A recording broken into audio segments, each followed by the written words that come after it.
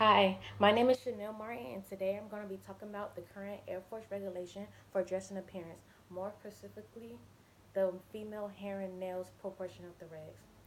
With an ever growing population of female in the military today, we need to find ways to cater to female of all demographics and address that people have different hair textures and complexions.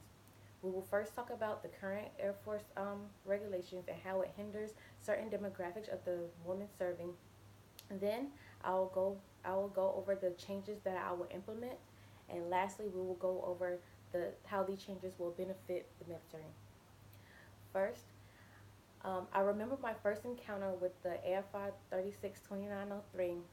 I got my hair braided by a friend. We spent 11 hours the night before getting them done. This process consists of braiding one natural hair, and then incorporating synthetic braiding hair. Before I purchased my braiding hair, I chose a color that I felt complemented my skin tone. I was under the impression that I was within the regulation. I got a few opinions from my peers and they agreed with me. The first day I went to work, I received many compliments. Then all of a sudden, I was pulled aside by an NCO and was spoken about the hair color that I chose. She told me that I was to take the light colored brown hair out of my head and replace it with a darker brown color to match my natural hair color. I was extremely frustrated, and I knew that other women in the Air Force suffer from this day to day in the military throughout the all branches, not just the Air Force. This brings me to my first topic on how the current Air Force regulation hinders certain demographic for the women serving. According to AirFi 36-2903, if adding additional hair, it must be a natural looking color similar to individual's hair color.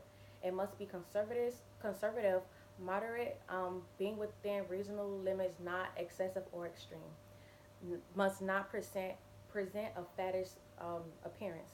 I strongly feel that women with a darker skin complexion are limited to different hair colors, and women of lighter complexions have many um, options of hair colors, and I feel like it's not really fair. I feel like the Air Force should compare like how the fair skinned women or lighter skin have more options of hair colors, even if it's not their natural hair, rather than women of darker complexions that are really limited, and they should just be have an open mind about that. Second, if the Air Force today asks me what changes I will make to Air 536-2903, I will have a whole list. A couple ideas I will implement is attachments to a chart saying different types of hair textures slash type of hairs. The diagram would simplify what hairstyles will be best adequate for your texture. I will also change the color for nail regulations also. In Air 526-2903, it states nail polish must be a single color that does not distinguish contrast of the female's complexion, distracts from the uniform, or be extreme colors. Some examples of extreme colors include, but are not limited to, purple, gold, blue, black, bright, fire hydrant red, and fluorescent colors. Do not apply designs to nails or apply two-tone or multi-tone colors. However, white French tip manicures are authorized. In today's society, there are many nail colors that we can choose from, but majority of them are considered unauthorized colors. Some people take this regulation too far and cancel out the whole entire color, even if the shade of a certain color matches the woman's complexion or does not distract from the uniform. For example, in the reg, it specifies that purple is unauthorized.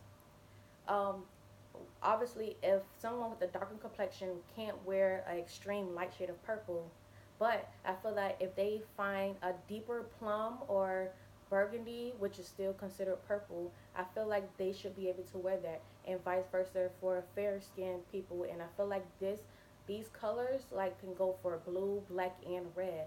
It just can't. They just have to find their right shade. Thirdly, if the military take these steps to update the regulations, I believe that it will be more women talking about wanting to join or even wanting to stay in the military. According to I can't say her name, but it's Gomongol YouTube video, she states that she is a transitioning natural hair girl. Her hair is too long to wear it out because of the bulk, but it's too short to put it in the ponytail. And she said it really frustrates her and she don't know what to do.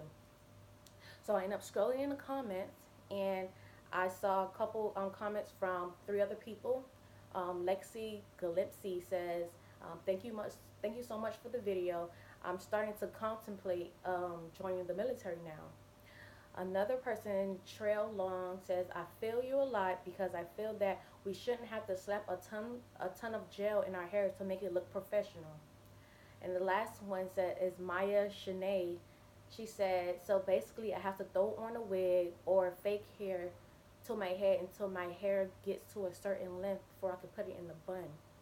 And she said, I feel like all these comments will be resolved if the regulations was more modernized to today's society. In conclusion, I talked about the current Air Force regulation and how it hinders certain demographics of the women serving, the changes that I would implement, and how these changes would benefit the military. I feel like a lot of people will have different opinions about this topic, but they feel that because they feel that the regulation is in place, separating civilian life from military life. But in certain situations, how society is set up today, most regulations hinder more than help.